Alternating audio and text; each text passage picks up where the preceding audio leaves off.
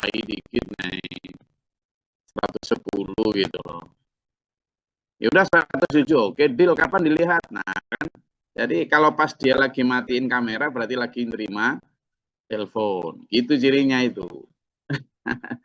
Jadi Amin, sambil doanya apa Pak Gus. Jo? Amin, matur suwun doanya dan tilur-tilur Iyalah, semua. di tengah pasar mobil yang sedang lesu gini, yang lagi lancar kan pick up saja ini. Nah, Pak Jo sudah ke sana, ya kan?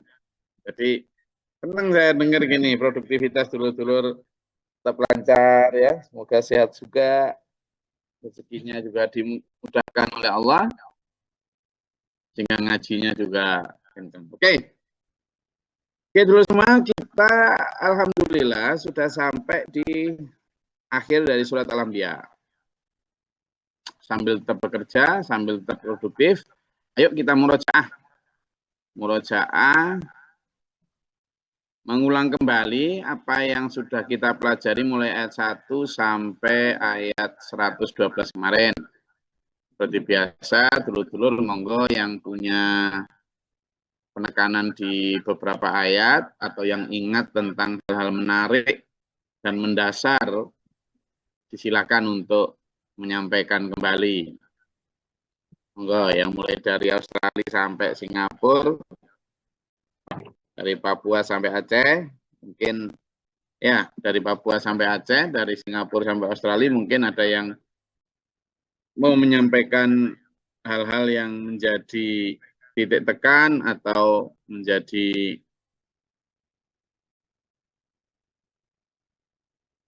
apa ketertarikan di sini. Ya, silakan.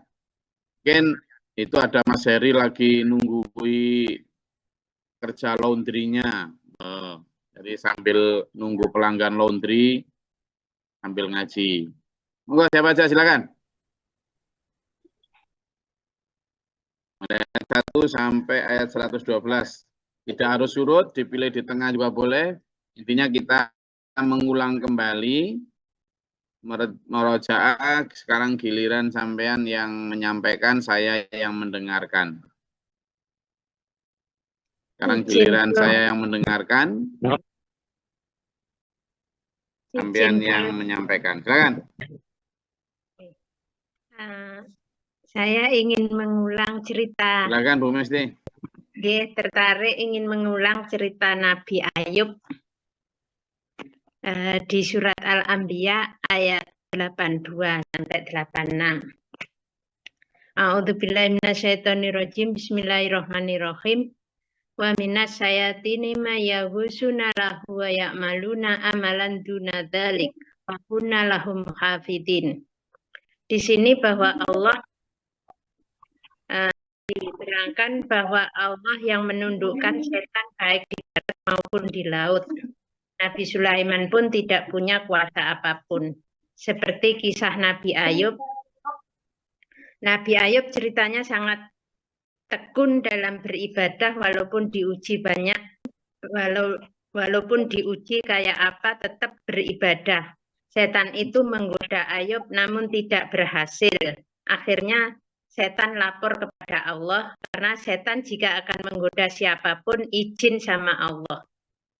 Ya Allah, saya izin akan kumatikan semua ternaknya Ayub. Akhirnya ternaknya dimatikan semua. Namun Nabi Ayub tetap sholat, tetap beribadah. Akhirnya setan kembali lapor kepada Allah. Akan memusnahkan semua anak Nabi Ayub. Allah mengizinkan juga, namun akhirnya Nabi Ayub tetap beribadah.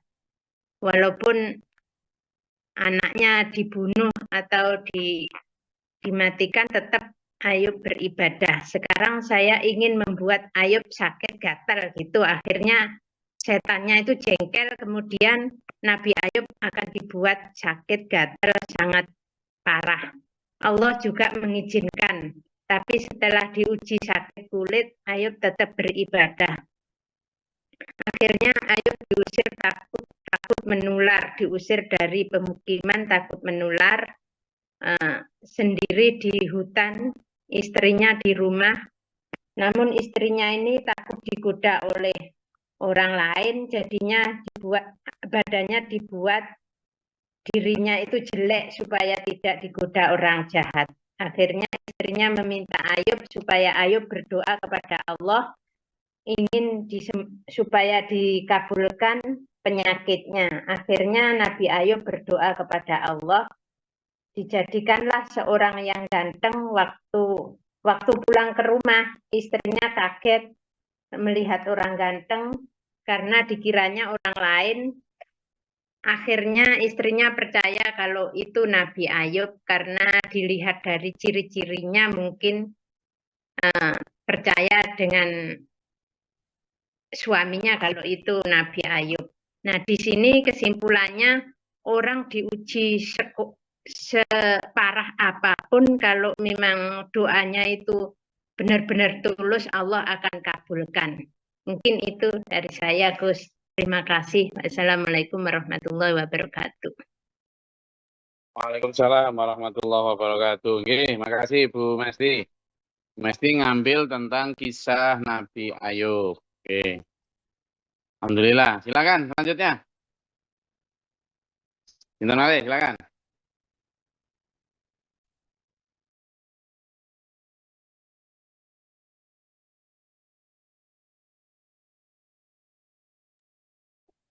Enggak, yang punya catatan tertentu, silakan.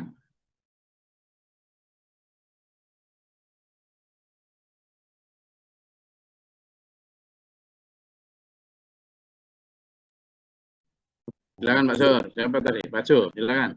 Oke, siap. Izin Gus Glory dan dulur-dulur. Saya akan murojaah Quran Surat Al-Anbiya ayat 1 sampai 5. Yang mana mulai pembahasan kemarin Quran Surat Al-Anbiya ini pada hari Kamis, tanggal 30 Oktober 2025. Untuk pembahasan di Quran Surat Al-Anbiya ayat 1 sampai 5. A'udzubillahi minasyaitonirrajim. Bismillahirrahmanirrahim. Ayat-ayat ini menjelaskan bahwa betapa sulitnya mengingatkan manusia akan hari kiamat, bahwa hari kiamat itu sudah dekat. Dan realitanya secara logika memang mulai sejak zaman Nabi Adam sampai sekarang belum terjadi kiamat. Akan tapi dalam satu hadis juga Rasulullah menyampaikan bahwa hari kiamat itu diibaratkan seperti jari kaki dan jepitan terumpah sandal. Jadi secara logika itu maksudnya sangat dekat sekali. Lalu kenapa sampai saat ini belum terjadi hari kiamat? Gus Glory kemarin mengilustrasikan bahwa peristiwa kiamat adalah peristiwa yang maha dahsyat, adalah suatu event yang sangat besar, yang merupakan peristiwa besar, makanya memerlukan waktu persiapan yang cukup lama. Ilustrasi yang Gus Glory sampaikan kemarin dua. Ya, satu di antaranya yaitu katakan orang mau punya hajatan pernikahan contohnya, mau ngundang 1.000 orang undangan. Nah, dalam pelaksanaan itu 6 bulan sebelum pelaksanaan atau 1 tahun sebelum pelaksanaan itu sudah dimulai persiapannya, berbicara tentang masalah tempat, kemudian masalah waktu, kemudian tentang panitia, kemudian cara bagi undangan dan sebagainya. Kemudian ilustrasi yang kedua, Gus Glory menyampaikan tentang event Piala Dunia, event sepak bola yang 4 tahunan. Baru kemarin tahun 2002 yang lalu sudah dibicarakan event Piala Dunia 2026, padahal masih 4 tahun baru berjalan. Tapi saat itu sudah ditentukan tempatnya di mana, kemudian pesertanya siapa, jadwalnya kapan, itu sudah ditentukan jauh-jauh hari sebelumnya. Karena apa? Itu adalah event yang besar. Kenyataannya dua ilustrasi itu terasa pendek. Ternyata dan benar. Sekarang sudah di bulan November 2025. Padahal sebentar lagi untuk final Piala Dunia 2006 itu di bulan Juli. Jadi sudah sangat dekat sekali. Nah, kenapa kembali lagi? Karena hari kiamat itu adalah peristiwa yang maha dahsyat, makanya perlu persiapan yang sangat panjang. Selanjutnya, kiamat adalah suatu peristiwa besar, bahwa setiap manusia itu pasti melewatinya. Minimal adalah kiamat sugro, yaitu kematian. Yang mana dalam peristiwa kiamat sugro pun itu sudah ada penghisapan. Selanjutnya, setiap kali disampaikan tentang kiamat, kebanyakan umat mereka tenang, tidak peduli. Bahkan dia berbisik-bisik dan mengatakan bahwa Rasulullah adalah manusia biasa dan juga dia hanyalah seorang penyihir. Karena yaitu waktu yang tidak terjadi kan itu, padahal di awal tadi disampaikan bahwa peristiwa kiamat itu diibaratkan seperti jari kaki yang dekat dengan penjepit terompah sandal. Mereka dengan kondisi itu mereka selalu berpaling. Demikian Gus Bari dan dulur-dulur ayat 1 sampai 6 Quran surat Al-Anbiya. Shadaqallahul Adzim. Matur suwun. Terima kasih Pak Jo. Terima kasih yang telah mengupas tentang makna dekat tentang kiamat. Jadi memang tentang kiamat itu disampaikan bahwa sejak zaman Nabi Musa sudah disebut dekat. Kenapa? Padahal sampai hari ini kiamat belum datang. Kenapa disebut dekat? Ya, kita sampaikan bahwa kiamat itu peristiwa agung, peristiwa besar, yang biasanya kita memang peristiwa semakin besar sebuah peristiwa, ya semakin lama persiapannya. Tadi dicontohkan tentang Piala Dunia, yang bahkan 8 tahun ke depan saja sekarang sudah ditunjuk siapa panitianya. Dan sudah mulai persiapan, mulai bikin bandara, bikin stadion. Nah, kalau pernikahan biasanya setahun sebelumnya sudah bikin tanggal, sudah bikin panitia. Apalagi kiamat. Sehingga ketika 1500 tahun yang lalu pun sudah dibilang dekat. Karena pembuatan alam semesta ini butuh miliaran tahun. Gitu. Sehingga proses penghancurannya pun tentu butuh persiapan lama. Bukan karena Allah tidak mampu melakukan sesuatu tiba-tiba, tapi untuk memahamkan kita tentang logikanya dan juga memberi kesempatan kita untuk siap-siap. Begitu. Oke, terima kasih Pak Jo yang sudah mengupas ayat 1 sampai ayat 8. Kita kemarin saya yang menyampaikan, sekarang giliran sampean. Monggo. Selanjutnya siapa yang mau mengupas ayat yang sama atau ayat yang lain? Silakan.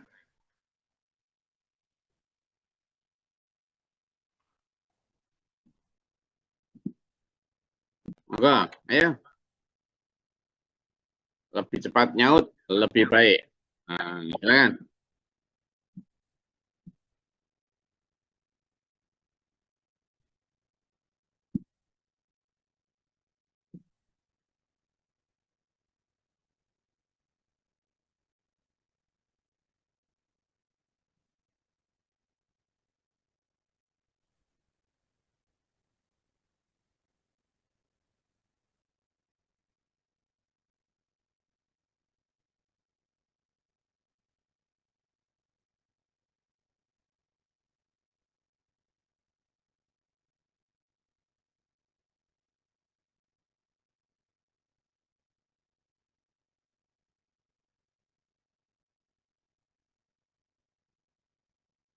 Silakan. Monggo, siapa yang mau menyampaikan catatannya? Baru 2 orang loh ya. Silakan.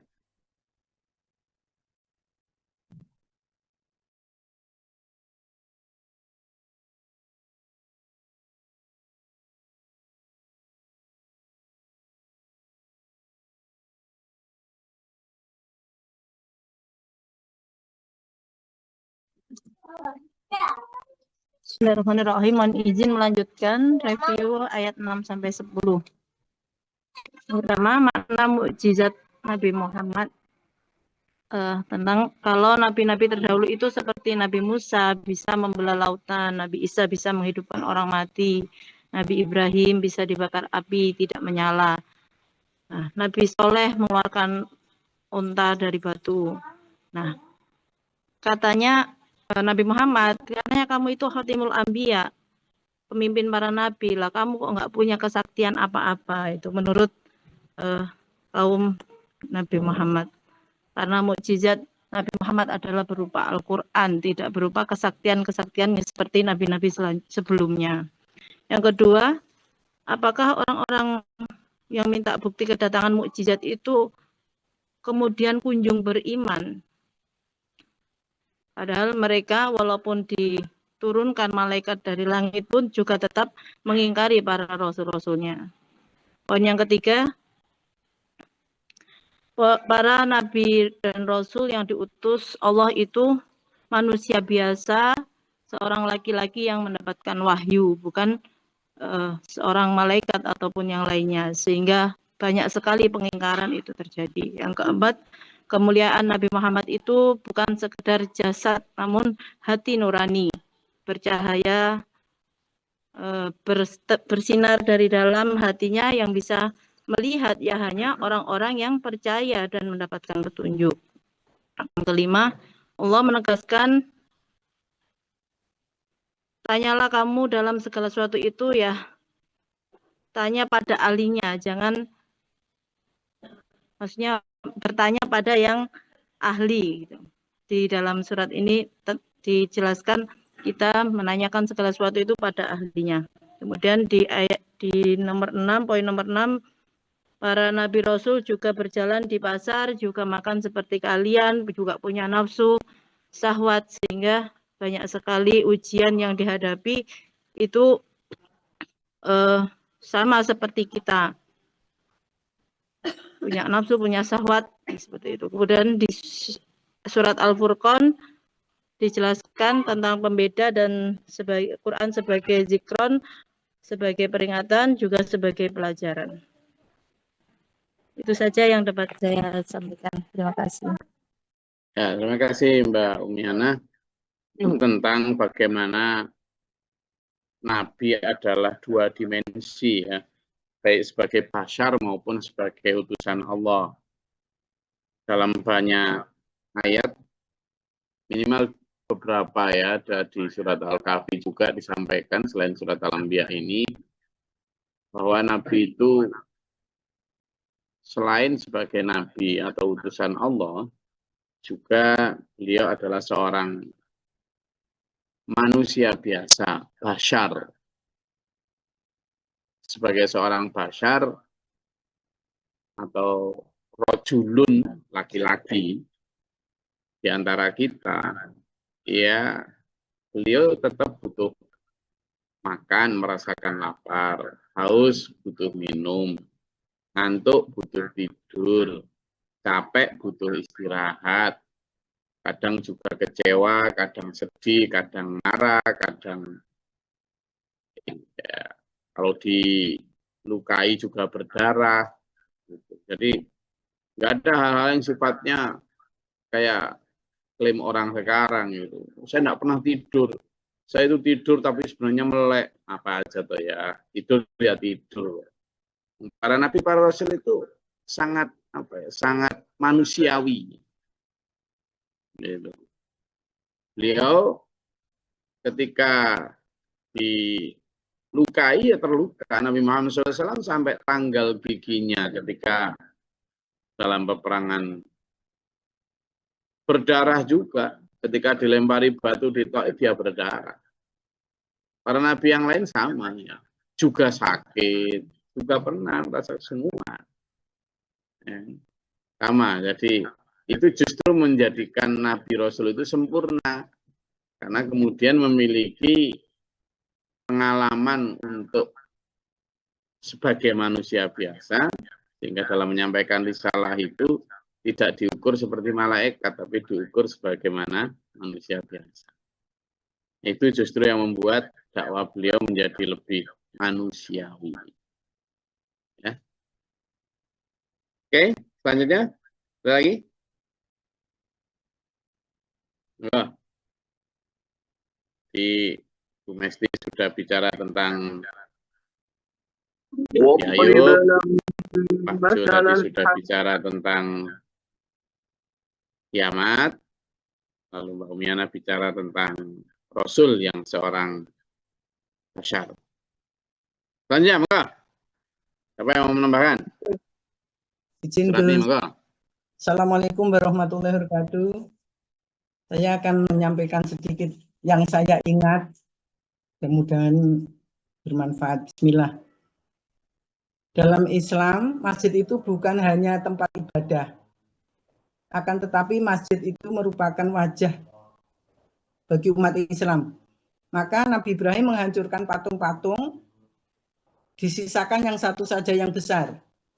Kemudian Nabi Ibrahim ditanya, siapa yang menghancurkan patung-patung itu?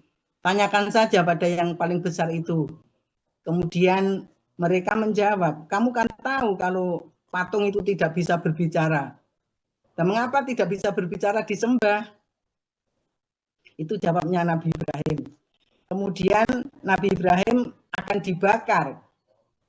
Dan hanya berserah diri saja karena tidak mengetahui bagaimana cara untuk mengelaknya. Namun memohon pertolongan kepada Allah. Allah memberikan pertolongan agar api itu api dingin dan tidak bisa membakar Nabi Ibrahim. Itu yang bisa diambil bahwa mukjizat itu bukan kehendak manusia, namun mukjizat itu adalah kekuasaan Allah. Mengapa ketika kita bersolawat kepada Nabi Muhammad SAW dilanjutkan kepada Nabi Ibrahim? Karena Nabi Ibrahim itu memberikan keteladanan dalam beberapa konteks terhadap ibadahnya, tarbiyahnya, sedekahnya, dan cara berdakwah. Keteladanan Nabi Ibrahim itu dalam kebaikan sampai Rasulullah berdoa, ya Allah jadikanlah keislaman kami seperti Islamnya Nabi Ibrahim. Poin yang saya ambil diambil di sini, jangan menyembah selain Allah. Kita harus memperkuatkan iman, menyembahnya kepada Allah. Yang kedua, mukjizat itu bukan kehendak manusia, akan tetapi hanya kuasa Allah. Yang ketiga, keteladanan dalam setiap kebaikan harus kita teladani agar kita selamat dunia dan akhirat. Mungkin itu Gus yang dapat saya sampaikan. Terima kasih. Wassalamualaikum warahmatullahi wabarakatuh. Assalamualaikum warahmatullahi wabarakatuh. Terima kasih Bu Suratmi yang kemarin sakit. Alhamdulillah dikasih sehat, langsung menyampaikan pendapatnya. Alhamdulillah. Bu Suratmi menyoroti tentang mukjizat, di mana mukjizat itu beda dengan klaim-klaim kesaktian. Orang yang sekarang nganggap sakti, bisa terbang, bisa apa? Dibacok enggak mempan, dibakar enggak basah, dicop enggak nyala, ya jelas lah. Jadi Nabi enggak gitu. Bahkan ketika Nabi Ibrahim dibakar lalu tidak terbakar, itu bukan karena Nabi Ibrahim punya haji-haji apa, enggak. Ketika akan dibakar, Nabi Ibrahim sudah siap untuk berkorban sampai jika seandainya harus mati karena mempertahankan itu, siap sudah. Jadi beliau juga sudah siap dengan segala panasnya, mungkin akan sakit sekali ya, siap. Tapi Allah yang kemudian perintah kepada api, bukan kok kepada Ibrahim, pada api. Ya nar, wahai api, kuni jadilah kamu bardan, mendinginkan, wasalaman, dan menyelamatkan ala Ibrahim, atas Ibrahim. Baru kemudian api tetap nyala, tetap membakar tubuh Nabi Ibrahim, tapi karena perintahnya Allah dijadikan dingin, ya nggak terasa panas. Tapi karena perintahnya Allah menyelamatkan, ya tidak melukai. Nah itu. Demikian pula ketika Nabi Musa memukulkan tongkat dan lain sebagainya, bukan tidak tahu awalnya. Gitu. Semuanya karena perintah Allah semata. Ya, semuanya karena perintah Allah semata. Nah, itu menunjukkan bahwa kepasrahan, ketunduk patuhanlah yang menjadikan mukjizat itu hebat, bukan karena haji-haji atau apa. Ya.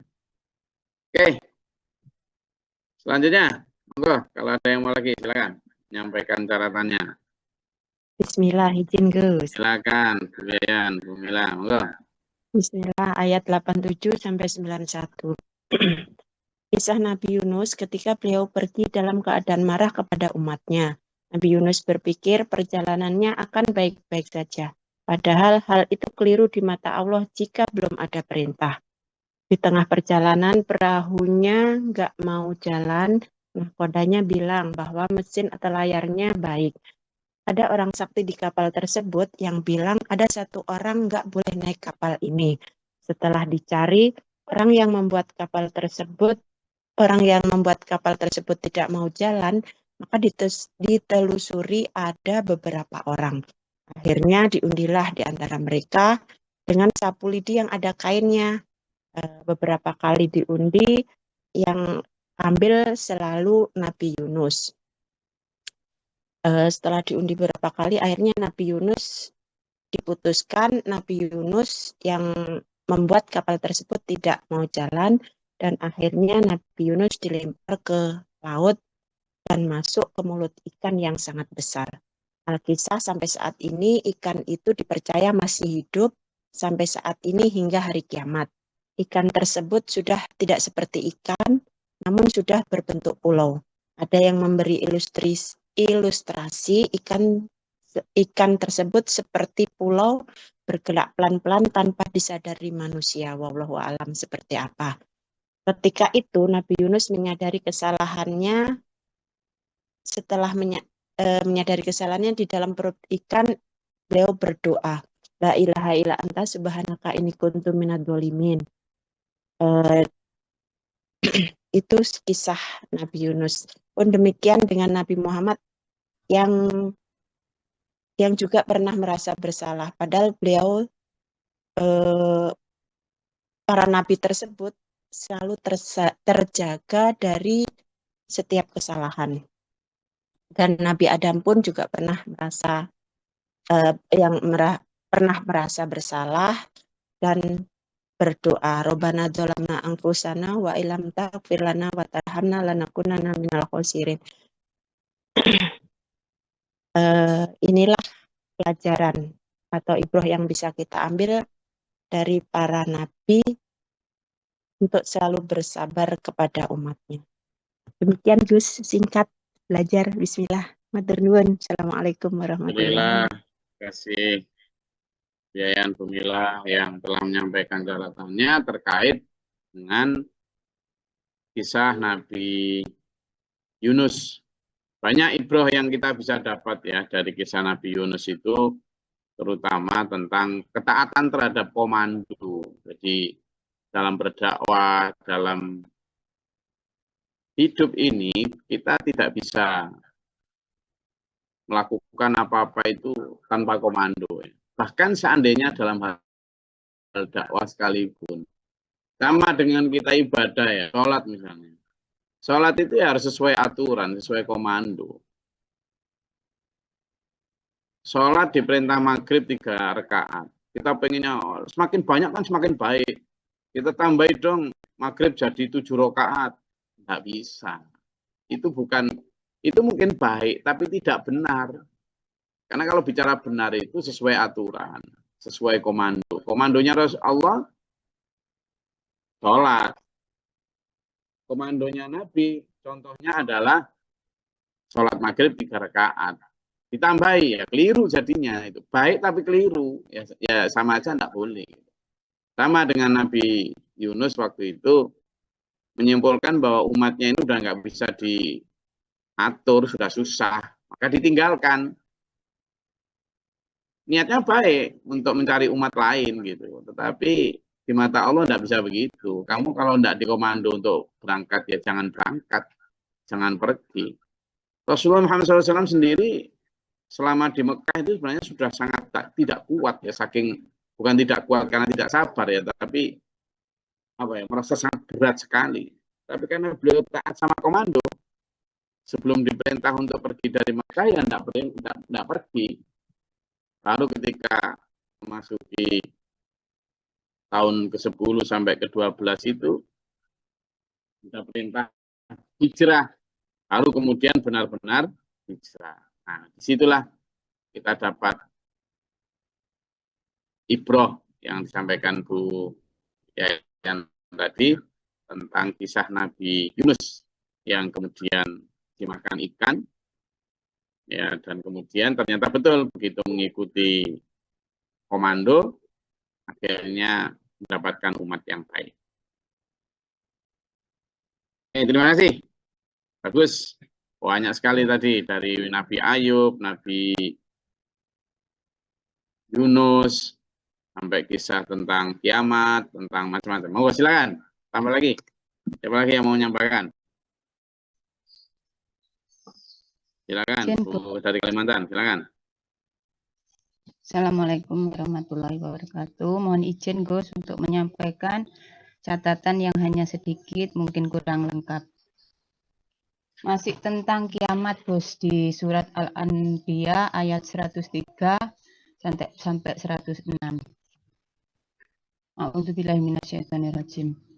Kiamat akan datang tiba-tiba, tidak ada pemberitahuan baik nabi dan rasul pun.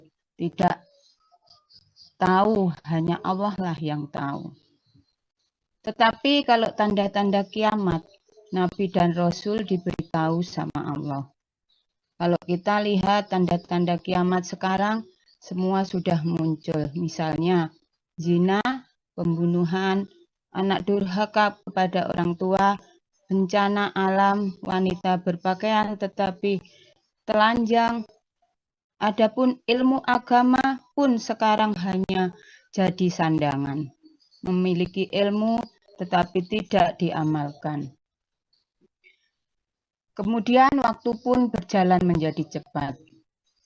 Adapun tanda-tanda kiamat kubra yaitu munculnya dajjal atau munculnya fenomena yang menyesatkan manusia. Terbitnya matahari dari barat atau perubahan rotasi bumi. Kalau tanda-tanda kubra sudah muncul, artinya sudah kiamat sungguhan. Maka mereka atau kita sudah tidak bersedih lagi seperti pada ayat yang tertera pada 103. Dan para malaikat pun akan menyambutnya mereka.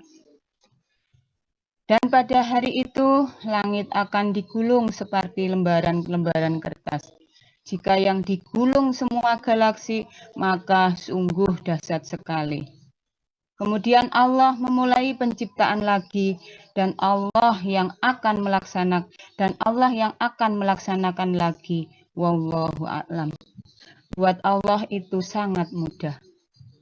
Dan sungguh telah kami tulis Zabur setelah Laul Mahfuz.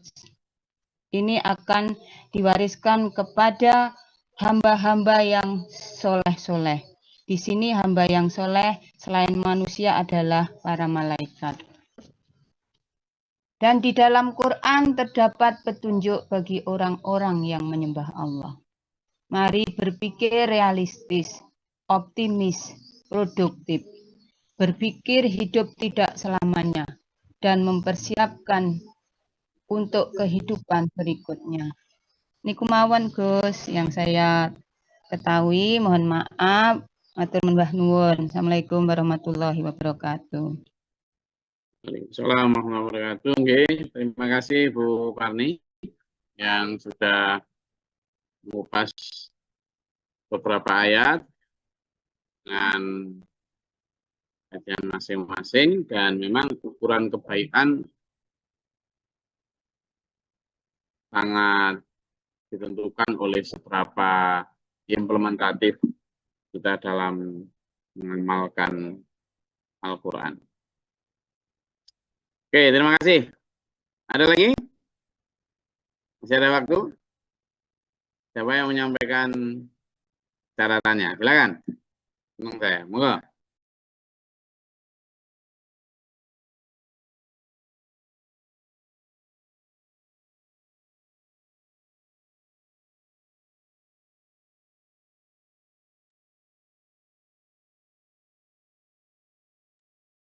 Silakan.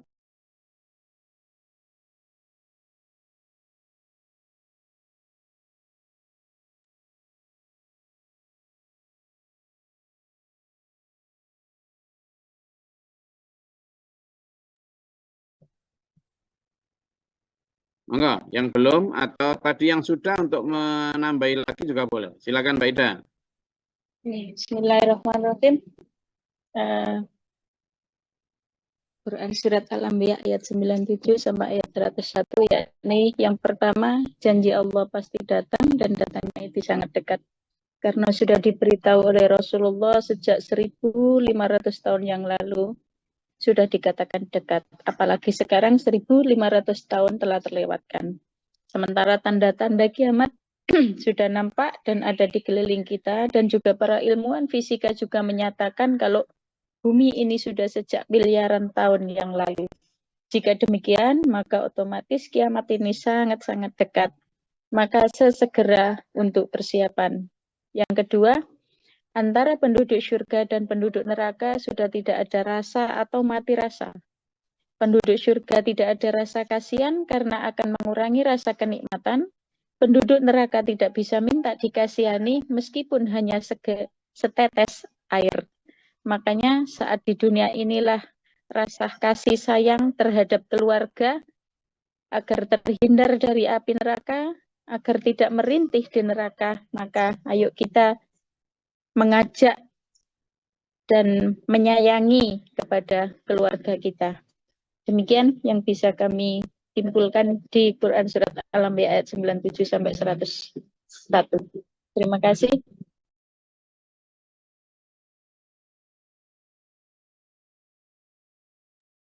Terima kasih Mbak Ida yang sudah menyoroti tentang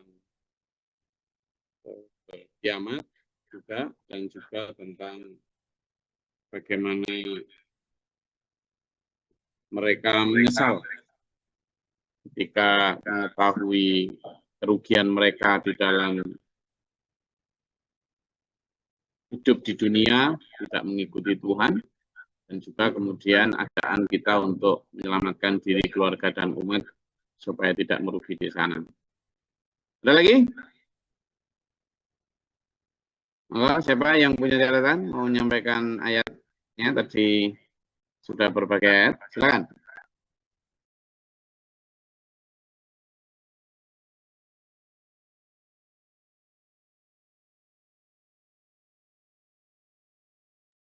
Ada lagi? Satu lagi?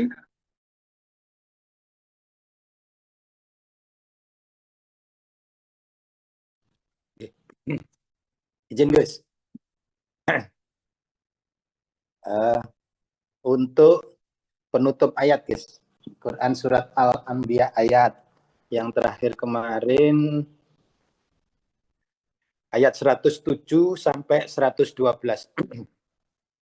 A'udzubillahi minasyaitonirrajim. Bismillahirrahmanirrahim.